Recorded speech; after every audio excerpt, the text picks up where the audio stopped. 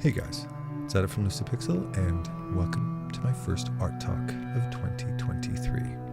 Now, of course, I've made hundreds of these videos over the years, but since it's the first of the year, I wanted to share a fresh start message with you. This is the beginning of the rest of our lives type of message. And I thought, what could I share with you that really that comes from a very personal place from me, something that I'm very in touch with, and something that I feel could bring all of you a lot of value. And I thought, well, why don't I share what I'm going through right now and what I'm learning as a result of it? Because what I'm going through right now, which you may or may not be aware of, is something I don't want. What I'm going through right now is a discomfort. It is something that's holding me back. It's something that's slowing me down.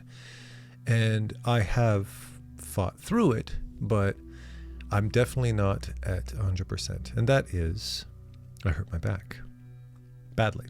Now, I don't have an official diagnosis yet. I just went for an MRI a couple of days ago, actually, so I should be getting the results fairly soon.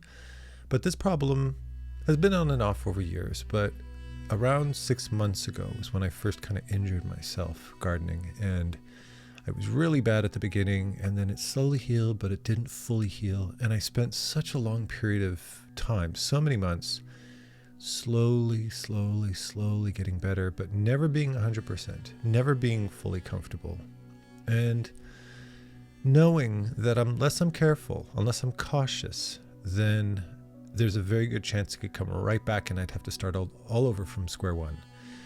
And sure enough, after around 4.5 months or so, just before the holidays, my back went out again. A lot worse this time. And I was extremely frustrated. I was already exhausted after months of having to deal with this shit and having to deal with the having to compensate for everything. But as inconvenient as it was, and as uncomfortable as it was, and as much as it was constant, it has been constant, day, night, you name it, it's a constant discomfort.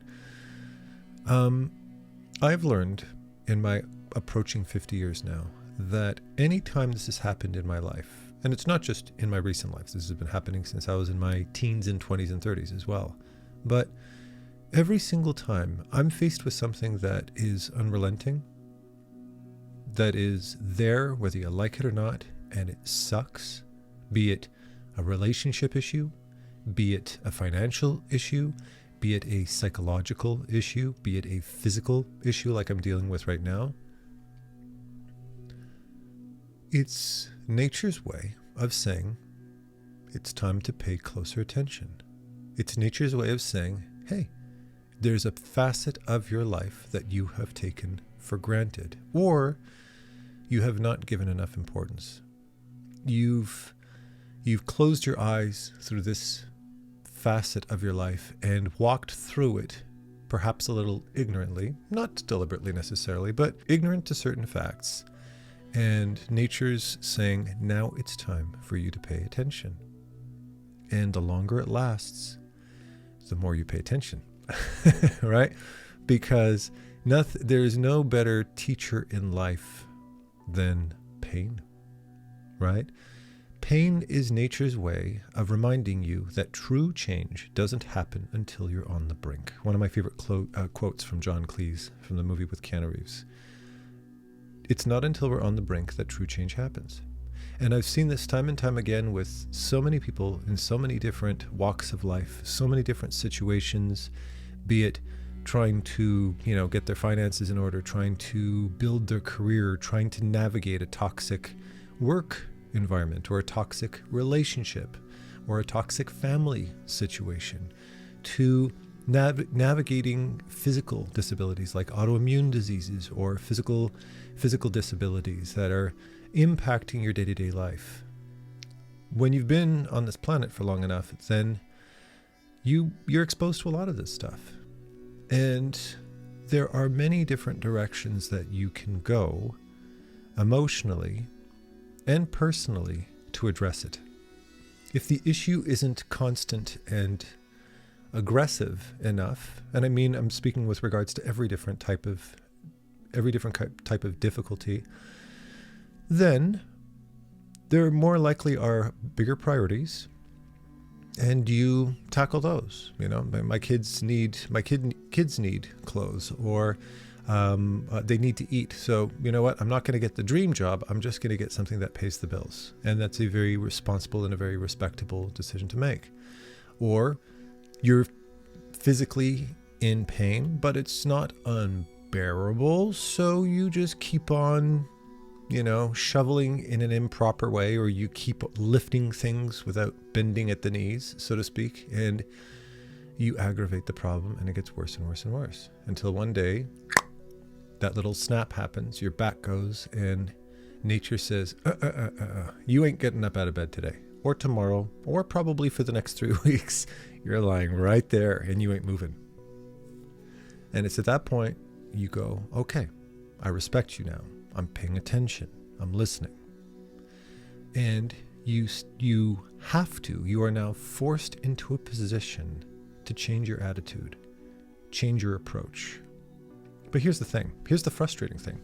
Through this entire situation that I've been dealing with, what do I do when I have zero intention to stop functioning? I mean, I've spent this entire time, whenever I had any time of mobility of any kind, completely redoing my entire studio. I completely redecorated it from scratch. I bought new furniture. I had to bring this furniture into the house. I got new shelving units. I painted the walls. I got new decor. I set up lighting and audio equipment and desks and the whole. I underwent this huge project. 99% of it I did entirely on my own. What did I do? How did I do it? Well, I took it slowly. I paid very close attention to the signs of my body. I paid very close attention to how I positioned myself, so I wasn't putting myself in an awkward position that would make the situation worse. Albeit, overdoing it in any which way, shape, or form will make the situation worse. But I did my best to be as careful as possible. I became even more body conscious. Not only that, but I'm also thinking to myself, in the process of all of these different actions that I'm putting my body through, it's not enough for me to just get better. It's also important for me to prevent this from happening again. I'm sure every single time your body gets injured, every time you aggravate this problem, it will get worse, and the means to correct it will be more and more dramatic. I'm very well aware of this. So while I'm trying to do the proper exercises in the proper way, with respect to how little I know of what the problem is specifically, I'm also trying to take the means to exercise, heal, and develop muscles that might have been weak, that might have led to this issue in the first place, which in most cases is the case. Now, why am I sharing this story with you? Why am I sharing this story with you? It's because my back is one of endless examples of how our life is not optimal. And as artists, as professionals, as people who are ambitious, as people who want to grow, as people who want to learn, as people who want to get better and more efficient and learn to navigate the challenges of our careers, I think I can say with confidence that at least 85 to 90% of that time, you are not optimal. You are not in a perfect situation. And whatever challenges you face will face you at any particular point in your career, in your life. If you're just at the very bare bones beginnings of your career, let's say you've just graduated from high school and you start in college to take a course in art or animation or illustration or game design or whatnot, you're broke, right? The majority of us are gonna start our education broke, depending on where you live, whether you live in Canada or US or Australia or in India or New Zealand or Greece, your educational situation is going to be different.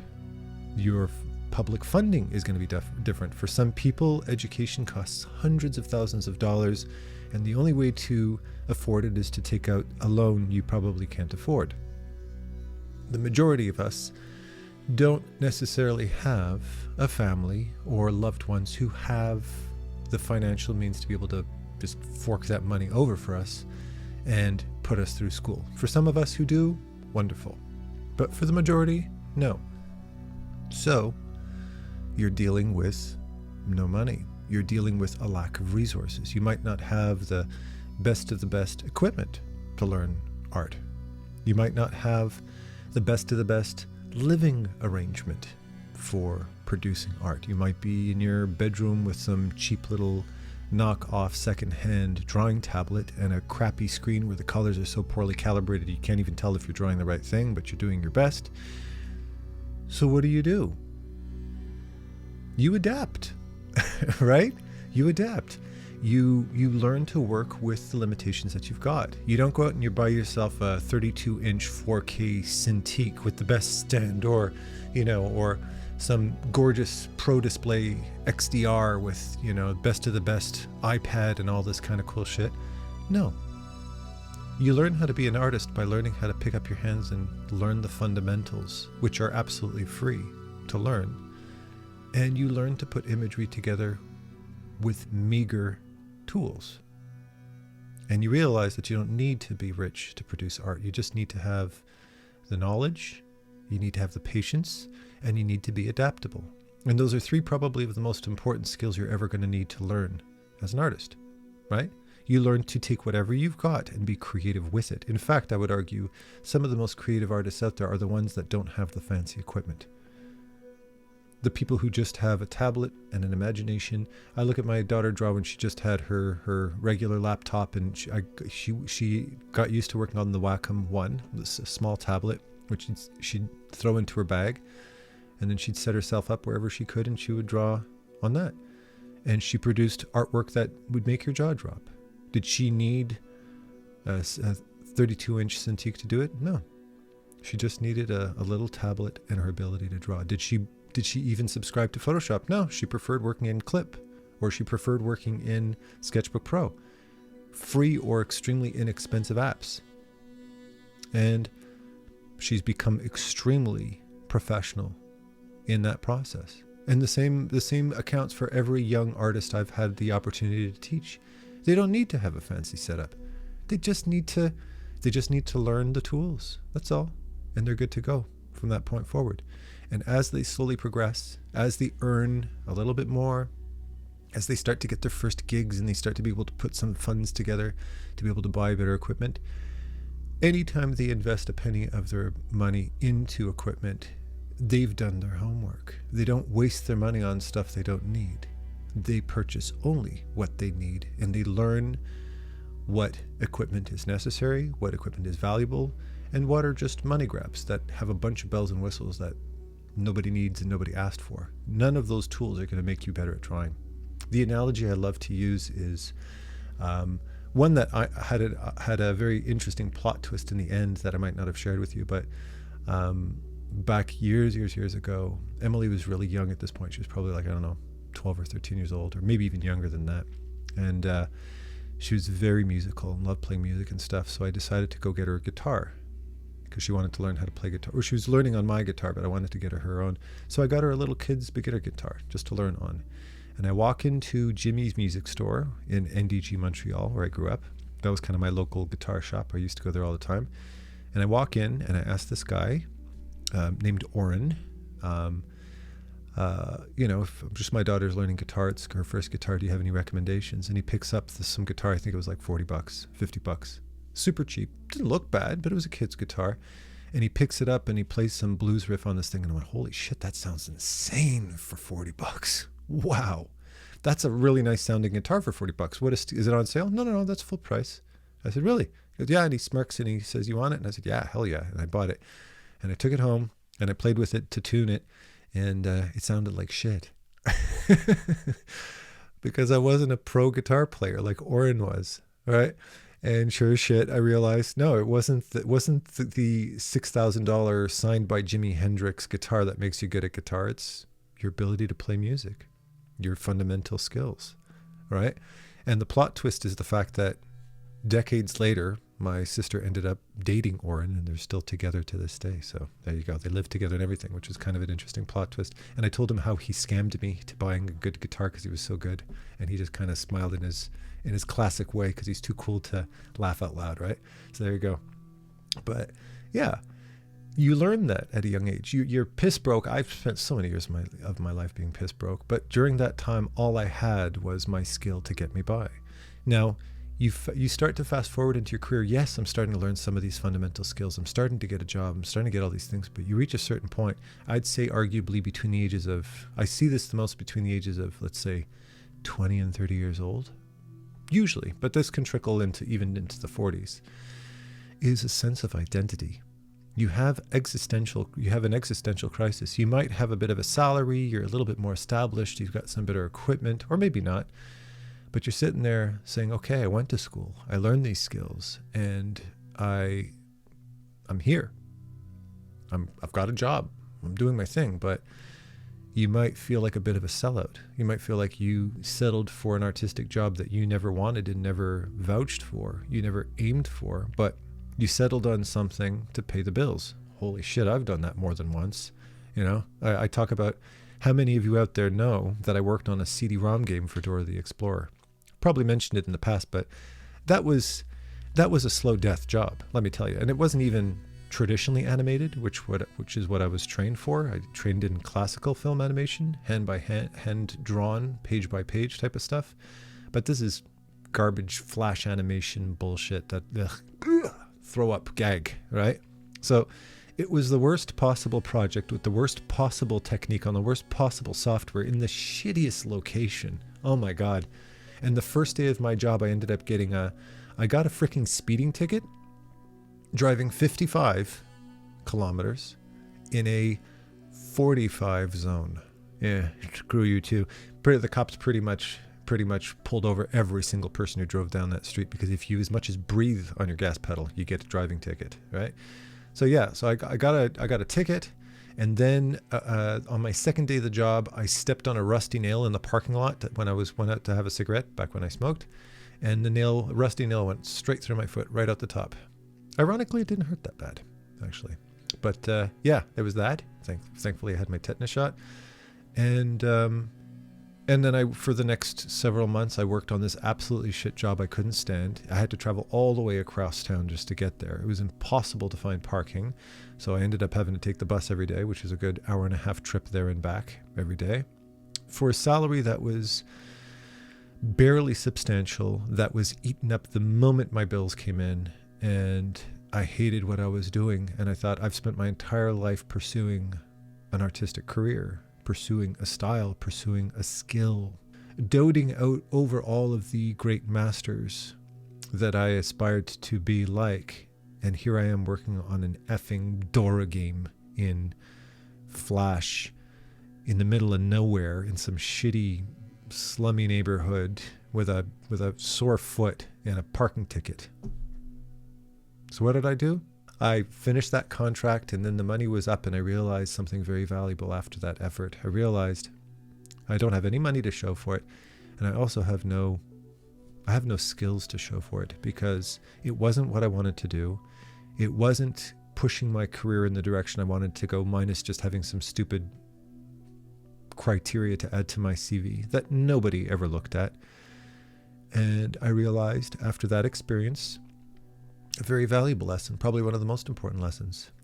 There's only two types of value you can get from a job. Your family's eating, and you included, so your bills are paid. That's I'd say, when it comes down to the essentials of survival, I think that's crucially important. You have a responsibility as a provider for your family to do so that's important. But then when it comes to your profession, there's two types of value. Either A, it pays really well, or B, it pushes your career forward. And ideally, of course, you'd want to have both, right? We don't always have both. But unless you're eating well, unless you're paid well, and this can provide you with equipment and resources and learning access that can help to push your career forward, then the salary is not a valid enough reason to pursue a certain type of job, if that's the only reason. I would argue that the most important benefit you can get from a job, even more important than a killer salary, is something that will benefit your career, something that will help to push your career forward. Either A, it gives you bragging rights and say, I worked in this company, so I know what I'm doing. Or B, it provides you with a portfolio that looks very professional, that's helping to push your career in the direction you want it to go. I say those are probably the two biggest benefits you can get from it. But if somebody says, oh, we're going to give you a lot of, quote, exposure, which I'm sure a lot of you heard over the years, exposure is about as useful as a nail in the foot, in my opinion. Who are you exposing it to? The Hoboken auto trader? Who gives a shit, right? No. Is your career, you have to ask yourself the question, if I put this job on my CV, if I put it on my LinkedIn profile, and if that helps to get attention from the people who I want to pay attention to me, then there's value in that. Because from one job to the next, one of the things you're going to realize is no employer really gives a shit what you got in your last job. They just care how qualified you are. And they'll pay you according to what their salary structure is. So you can go from riches to rags from one job to the next. I had one of my first early jobs was working at Electronic Arts. And at EA, I was working as a director there, and at EA, they throw money at you. But holy shit, it is the worst company on earth to work for. I will stand behind that statement until the day I die. Holy shit. What a disaster that company is. And everybody knows it, right?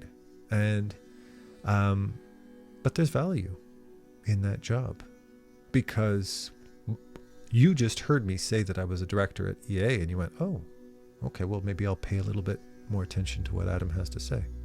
I'm aware of that. I am quite literally name dropping, because I know your ears are going to perk up, because that's a company that you know.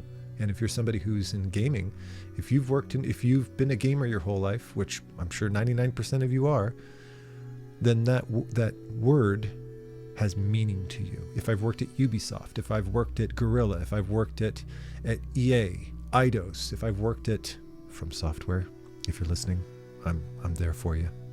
Give me a shout if you're looking for somebody. I will move to Japan, no problem. If when you hear names like that, they mean something to a gamer. I would trade my left nut to never have to work there again. But I do see the value in the fact that I've worked there. I do see the value in the fact that I was a supervisor for a Disney show. I see the value in that. You hear that, and your ears perk up. There's value there.